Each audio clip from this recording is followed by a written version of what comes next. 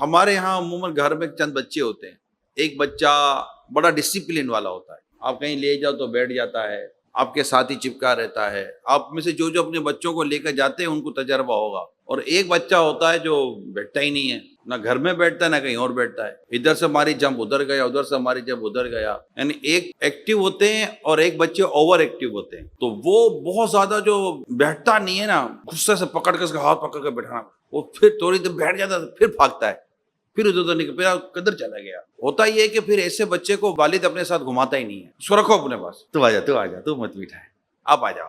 اس کو لے جائے گا، اس کو نہیں لے جاؤں گا میں، یار یہ بیٹھتا نہیں ہے. اچھا اس کو ہم اگنور کریں گے کیونکہ اس کی ہیبٹ ایسی ہے، بیٹھتا ہی کہیں نہیں ہے. لیکن اگنور کے بعد ہوتا یہ ہے کہ اس کی وہ جو شرارت ہے نا، اس میں اضافہ ہوتا ہے.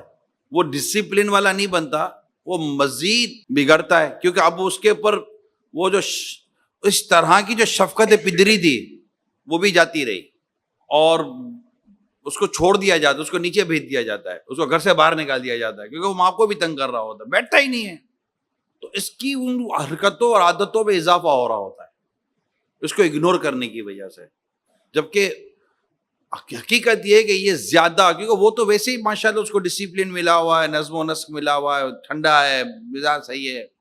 لیکن اس کو آپ شفقت زیادہ دے رہے ہیں اور اس کو کم دے رہے ہیں، تو ایک تو اس کی شرارتوں میں اضافہ ہوگا، اس کو ضد چڑھے گی، اور وہ اپنے اس بھائی کے لیے جو اس کے دل میں بغض پیدا ہوگا وہ الگ، احساس کمتری کا شکار ہو جائے گا وہ الگ. تو یہ ساری چیزیں جو ہے نا ہمارے یہاں جو خصوصی اسلام میں ہوتے ہیں نا، معذور جو ہوتے ہیں، بول نہیں سکتے، دیکھ نہیں سکتے، سن نہیں سکتے، یہ ان کے والدین یہ کمپلین کرتے ہیں کہ یہ ضدی بہت ہے، یہ یوں بہت ہے. تو یہ اصل میں اس کی ایک وجہ یہ ہے کہ چونکہ یہ بول نہیں سکتے، سن نہیں سکتے تھے، تو ماں باپ انہیں بچپن میں اگنور کرتے ہیں، وہ سمجھ ہی نہیں رہا ہوتا، نہ ان کو ان کی سمجھ میں آ رہی ہے نہ ان کی سمجھ میں آ رہی ہے.